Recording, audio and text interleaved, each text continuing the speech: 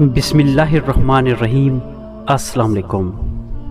عبادات مقرر ہیں، ان کی مقدار، حیت، اوقات وغیرہ کی تفصیلات کتاب و سنت نے بتائی ہیں۔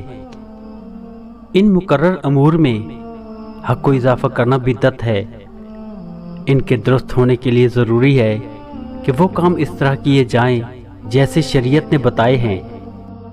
ایسے کام تعداد اور مقدار میں بہت تھوڑے سے ہیں۔ انہیں فقہی اصطلاح میں امور تبدیہ کہتے ہیں۔ افعال کی ایک دوسری قسم ہے جو مباح ہے، مثلا کھانا پینا، سونا، جاگنا وغیرہ۔ یہ کام اپنی ذات میں نیکی اور گناہ کے زمرے میں نہیں آتے، اسی لیے ان کی کوئی شکل، اوقات، مقدار اور حیت شریعت نے مقرر نہیں کی۔ یہ کام کرنے والے کی نیت، ضرورت اور دیگر متعلقہ امور کے اعتبار سے نیکی اور گناہ ہو سکتے ہیں۔ ان میں بدعت کی بحث نہیں پیدا ہوتی۔ مثلا سونا انسانی ضرورت ہے۔ اگر کسی شخص کی نیند اس کے فرائض اور ذمہ داری میں حارج نہیں ہے تو شریعت اس کے لیے کوئی لائحہ عمل متعین نہیں کرتی۔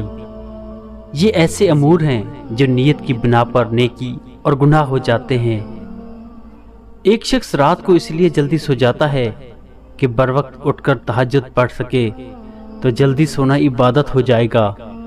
دوسرا شخص اس نیت سے جلدی سو جاتا ہے کہ آخر شب اٹھ کر ڈاکہ ڈالے گا، تو جلدی سو جانا باعث گناہ ہوگا۔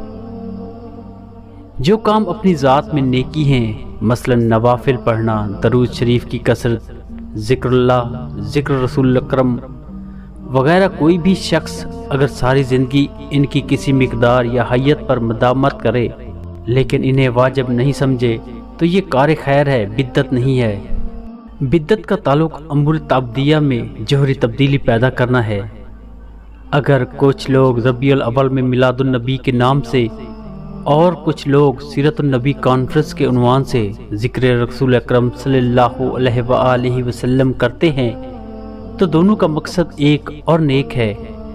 یہ امور تعبدیہ میں سے نہیں ہے، اس لیے بدعت کے زمرے میں نہیں آتا، بلکہ اپنی ذات میں کار خیر ہے اور اس کا نیت پر مدار ہے۔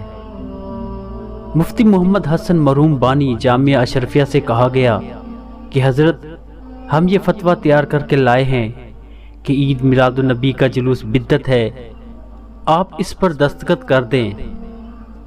تو انہوں نے جواب دیا، میرا ایمان بھی کمزور ہے، میری صحت بھی کمزور ہے، لیکن میں یہ سمجھتا ہوں کہ جس طرح کوئی اللہ رسول کا نام لیتا ہے اسے لینے دیں۔